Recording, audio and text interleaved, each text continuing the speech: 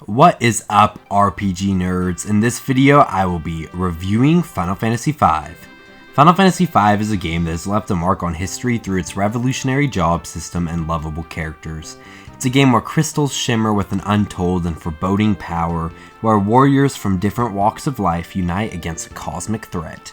While generally underrated and overlooked, Final Fantasy V isn't perfect, but it is still amazing. And this review will reveal the good, the bad, and the ugly of this timeless SNES classic. Without further ado, RPG Rank presents a Final Fantasy V review, overrated job system, underrated story. Battle system. I'm going to give this a 7 out of 10. As you saw in the title and will later see in this video, and I just said it, so you probably have realized by now, I think the job system in Final Fantasy V is pretty overrated, and I don't love it all that much. So I can't exactly say I love the battle system too much either, since it is pretty much based all around the job system. Also, if you love the job system in Final Fantasy V, I totally get it. Like, I'm not a hater. Just saying. Like, I would not be talking about this game if I didn't think it was amazing, so just bear with me here. Anyway. However, I can't complain about this battle system because it's a good old FFATB system. Like, it can't be horrible, you know what I'm saying? And I can't complain about the game's extraordinary boss roster. Bosses like the Soul Cannon, Azulmagia, Gilgamesh, Exdeath, Atomos, Gogo, Omega, Shinryu, and the Liquid Flame are all super exciting and well-designed boss fights. I'd argue that this game is some of the best bosses in the series and quite possibly my favorite final boss fight in the series. However, as much as I want to see why everyone loves this battle system, I want to know why. So many people say it's like the best in the series because of the job system, but I just don't love the job system that much, which I'll talk about. But I can't give this any higher than a 7 just because this isn't really a game that was made for me, you know what I'm saying? Like, I know why people love it, but it's just not made for me too much. Alright, now the story. I'm going to give an 8.5. I'm not saying it's like a 9 or a 10, it's no masterpiece, but it is so much more solid than people give it credit for. So the story in Final Fantasy V, yeah, it's not very well loved, but it has so many memorable moments for me. At its core, Final Fantasy V weaves a narrative that captures players' hearts, not through its overarching narrative, but yes, through its individual moments.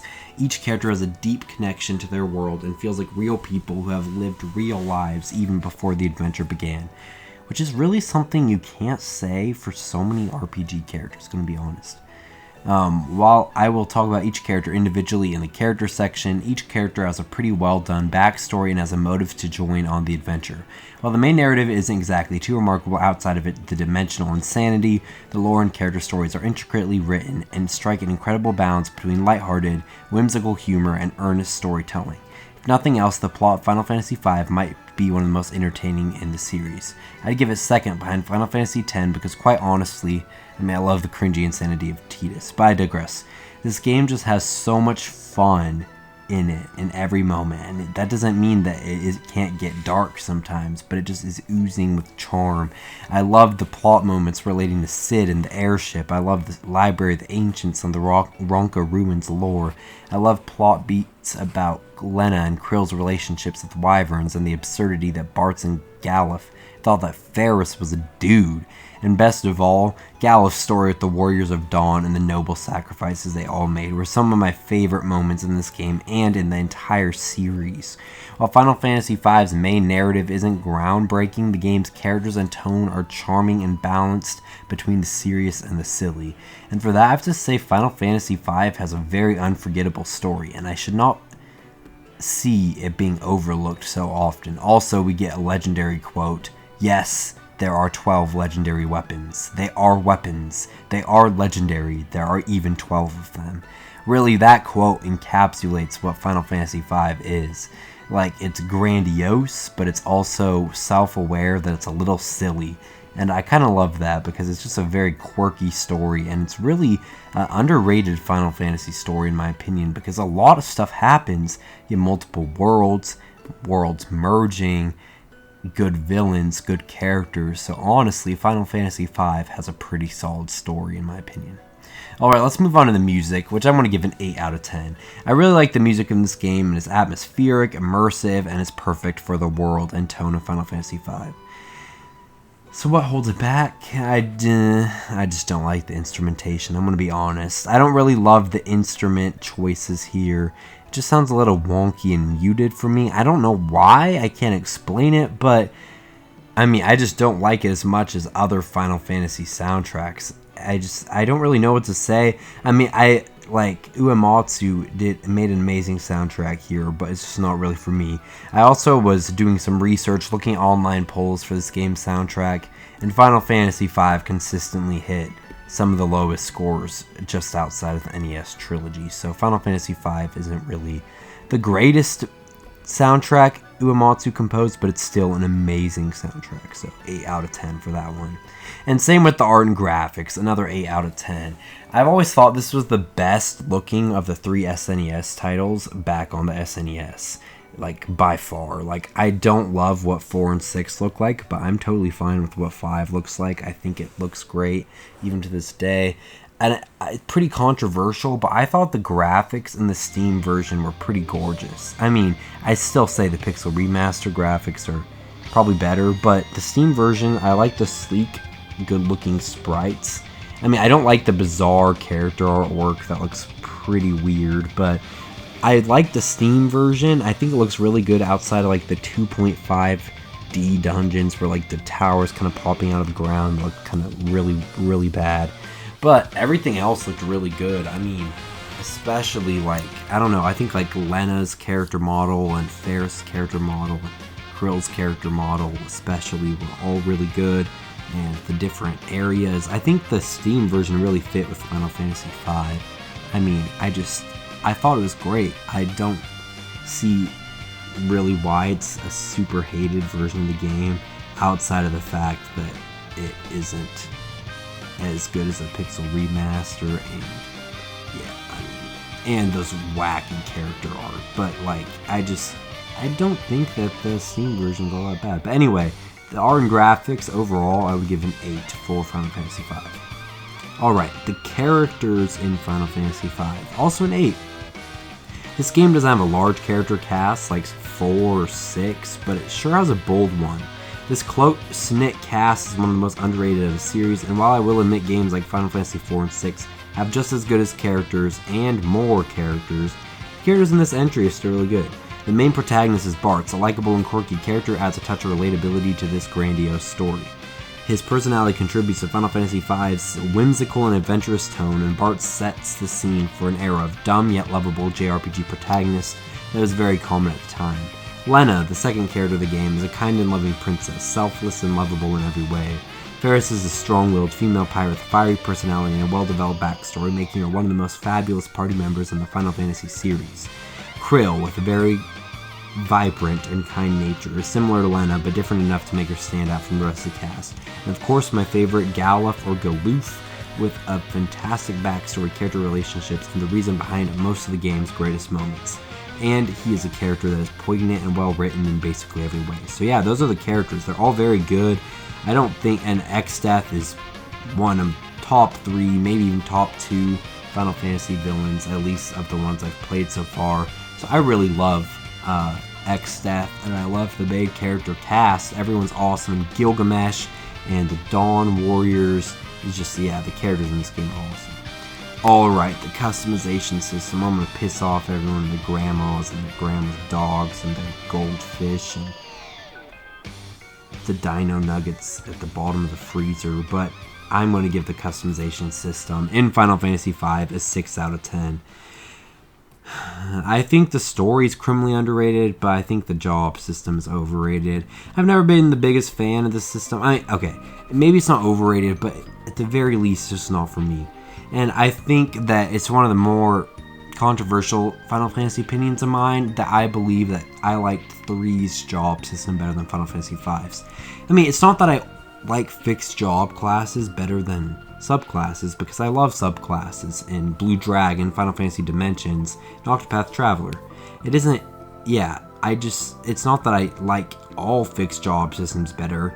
I mean, I might like Yakuza like a Dragon's fixed job system better than, I don't know, the subclasses in some obscure RPG that isn't good or something. Like, obviously, like, the subclass system, I don't care if it's a subclass system or a fixed job system, it's just which is good. You know what I'm saying? But I just don't think that Final Fantasy V really has a good job system, and I'm sorry for all the people who clicked on this review probably like, bro, what is wrong with you? But I'll talk about it. Don't worry, I got you. I think that the balancing here is just way all over the place. In Final Fantasy III, the ones that people consider the worst are still very viable. Like, say a scholar. Everyone hates scholars. But if you think about it, they're item magic. If you use items, it doubles the damage. So that means you can potentially do double the amount of damage of a black mage using flare or something. And yeah, that's a little niche, but it still has a really good application if you're trying to do a ton of magic damage and you know what you're doing correctly. However, in Final Fantasy V, I feel like there are more job classes that aren't useful than are useful. Quite frankly, I just didn't like this. I feel like everything was like, there's so many jobs that just didn't have any worth, and when you started leveling up one job, you never wanted to change it because at that point you would just be weakening yourself. You know what I'm saying? And it's just, a lot of the jobs are unnecessary, and in the end your characters are going to end up as mimes or freelancers. Whereas in Final Fantasy III, at least in the 3D versions, I don't really like the NES version and how it handles sages and ninjas just being the ultimate job class. And maybe that's how it is in Pixel Remaster. I only got to the Water Crystal in Pixel Remaster, so I can't remember. But at least in the 3D version, which I think is the definitive version anyway, in the 3D version, you have this system in which no job is a peak job, and it's really balanced. And even like the quote-unquote best jobs in the game can still be worse than the quote-unquote worst jobs in the game if you have a good strategy.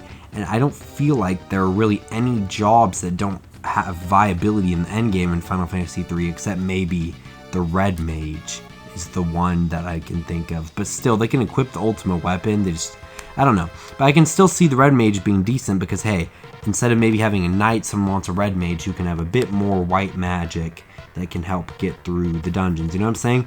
I mean, in the end, that's maybe, yeah, Red Mage. I would say Red Mage is like the only bad one. Like, Evoker might be argued, Scholar might be argued for some people, but I feel like a lot of people don't even give those jobs a try because Evoker can give you like some of the best spells in the whole game with Aura and Ifrit's Healing Light and stuff. But anyway, I'm talking too much about FF3, but the idea here is that just, I feel like Final Fantasy III limits you, but also, yeah, and because it's limited, it's balanced and stuff. Because really, in Final Fantasy V, there's so many horrible jobs. Berserkers, Dragoons, Beastmasters, Dancers, Oracles, Necromancers, to an extent, Cannoneers, Thieves. Like, I mean, there are just so many jobs that, like, are literally so worthless. And that is never something I found in Final Fantasy III. Never something I found in a lot of other RPGs. Like Blue Dragon, Octopath Traveler, I feel like there's always... usually balancing isn't a huge deal for me, but when I feel like I'm being limited, when there's like 23 jobs and literally like 10 of them feel like worth touching. I mean, even black mages are pretty worthless in Final Fantasy V because summoners are just eventually better. So I just feel like Final Fantasy V is not balanced at all. And while that makes like 4-job Fiesta runs maybe fun because you suck, I mean, oh, I also forgot Geomancers. Those are pretty weak too. I mean, they're just too random, you know what I'm saying? There's just not that many good jobs in Final Fantasy V, and it's hard when half the jobs just feel worthless. That doesn't make me really like the system very much. And I like games with broken systems where you can exploit everything, like Paper Mario the Thousand Year Door, but you can't. It's the difference between breaking the game in a way that it benefits you and breaking the game in a way that's just kind of boring. Like rapid fire freelancer, just that's not fun for me. I don't like the idea of this ultimate job that just is too good and it doesn't give you, it just ending the game with 2 mimes, 2 freelancers is kind of boring. But like, for example, implementation for this, like what I really like about, say, Octopath Traveler is you pick a job. I mean, you have your primary job and you have your secondary job, and you can have innate skills from different classes, but you still end up picking a job. And there are ultimate jobs, but there isn't one ultimate job, so your party's still going to be pretty varied. Or in Blue Dragon, you pick one of the 8 jobs no matter what, but you have tons of skill slots to customize that job to an insane degree. Or in Final Fantasy Dimensions, you have like 5 skill slots, and that is actually my biggest problem with Final Fantasy V. It isn't even the freaking balancing, which is already horrible, but a singular skill slot for each job. Everyone's like, oh my gosh, Final Fantasy V gives you a huge depth of customization. And I get that to a degree. There are so many skills, but I have no interest in playing a game, replaying a game, where the job system is going to give me, like, I'm a white mage, and I have 1 skill slot. What, I'm going to get black magic, like, barehanded?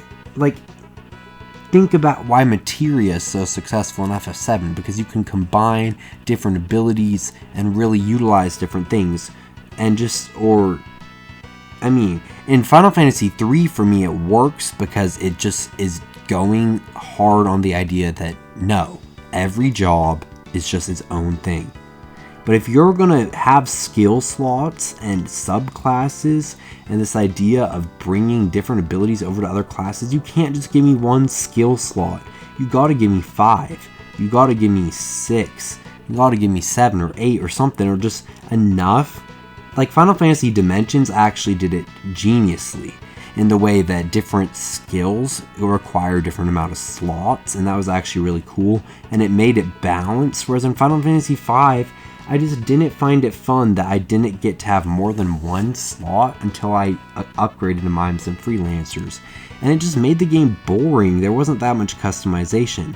And yes, I love this game's customization options, I just don't like the way the game presents it. I love these 23 different jobs or whatever. I love the different abilities that are gained from these jobs, but the problem is you don't get to utilize them because of 1 skill slot, and the balancing is all over the place. So I get why everyone loves this job system. I get job systems. I love them. Blue Dragon is one of my favorite games of all time because I love its job system. Same with Octopath Traveler and Octopath Traveler 2, but not Final Fantasy V. And I love, like I was saying, like the story. I really like the story in Final Fantasy V, the characters. But I never want to play this game again because I'm not interested in this job system, because I just know that I'm going to end up with mimes and freelancers, 2 of them wielding rapid fire, and I know I could change it up. But the game just doesn't balance other jobs well enough to want to do that. And a 4-job Fiesta run or whatever could be fun. I will admit it could be fun. But what if I end up with one of those useless jobs? Because half the jobs in the game are useless.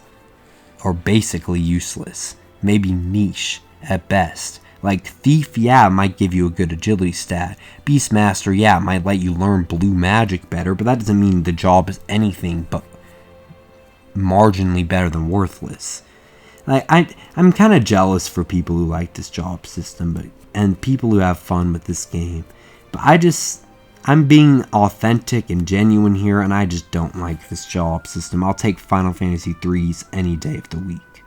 Alright, let's move on from all that depression to the side quest, which is I'm going to give a 9. Final Fantasy V has some epic side quests, from getting 12 legendary weapons to 5 secret job classes, from getting ultimate magic spells to playing the pianos of the world, from finding the isolated Phantom Village to slaying Omega and Shinryu, from collecting all the summons to the Seal Temple. These are just, this is some of the best side quests in the series. While it's not like some of my favorite RPG side quests of all time, it'd just be stupid to give this any lower of a score than a 9 because there's so much here, and this part of the game really the amount of awesome side quests rectifies the issues I have with the job system. This side quests make the gameplay much more bearable for me, and that's saying something. Don't get me wrong, I love what this game does. I admire it, but it just isn't for me in many categories, from the battle system to the job system.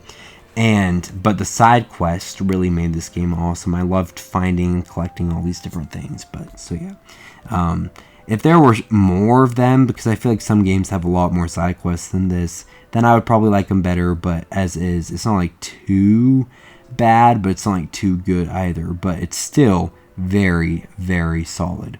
Alright, let's start talking about the quality of life. I was going to do dungeons first, but I'm just changing up a bit.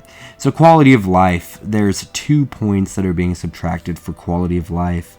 And as I was saying earlier, the first is just the balancing of the jobs. Again, it's not really great to be playing a game where there's not balance. And quality of life, being balanced, is very important for having a solid gaming experience, and I just don't think that Final Fantasy V completely pulls that off, because really in the end you gotta have balance in a game for it to be. There are games that are so unbalanced that they're kind of funny, and I guess Final Fantasy V to an extent can be like that, but it's just not, I don't know. They're just balancing is something that is important in a game, and yeah, it's definitely a quality of life issue. And the other thing is, there's some pacing issues in the gameplay and the story for me. I already covered some of it, but it slows to a halt during the portion where you have to get all the sealed tomes, and the pacing of when you get new jobs is not the greatest thing ever. Like, you get some of these jobs way too late in the game, like the Cannoneer, the Gladiator, the Oracle, the Necromancer, arguably even the Mime. Just, it's hard to want to use any of those jobs when they're so late game and you've never leveled them up. But in the end, this game is pretty polished. Old versions of the game have like game-breaking glitches, like the airship on Guido's cave hardlock glitch, but in the end, this is a really well-polished game. It's quite annoying in some areas, so yeah, I'm gonna have to give it an 8 out of 10. And last but not least is the dungeons, a 7.5. There's some really good dungeons in this game, some banger dungeons, but there's also some really mediocre ones. So I'm gonna go from worst to best of the dungeons, just talking about the ones that I care about talking about. So there's like Jackal Cave and Gill Cave, which are both pretty meaningless. Yeah, they're good for grinding, but this is boring. There's Torna Canal, just an excuse for the ship graveyard to exist. Underground River, forgettable location with an even more forgettable boss fight. The Phoenix Tower, an incredibly annoying dungeon that lasts way too long. And then there's like 3 times more dungeons that I just have no interest in Final Fantasy V. But there are also some really good ones that are pretty phenomenal and some of the best dungeons in the series. There's the Forest of Moor with amazing cutscenes.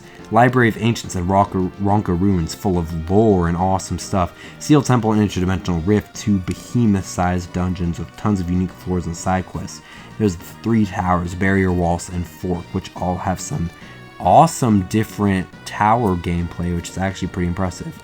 So we've got like some good dungeons here. We've got some bad ones, and I think the good outweighs the bad. I think there's like, I would really say it's like 75-25, and that's why I'm going to give this a 7.5, because like 25% of the dungeons are pretty horrible, but the rest of them are pretty solid. So I'm going to give it 7.5. I think that's a good spot for that.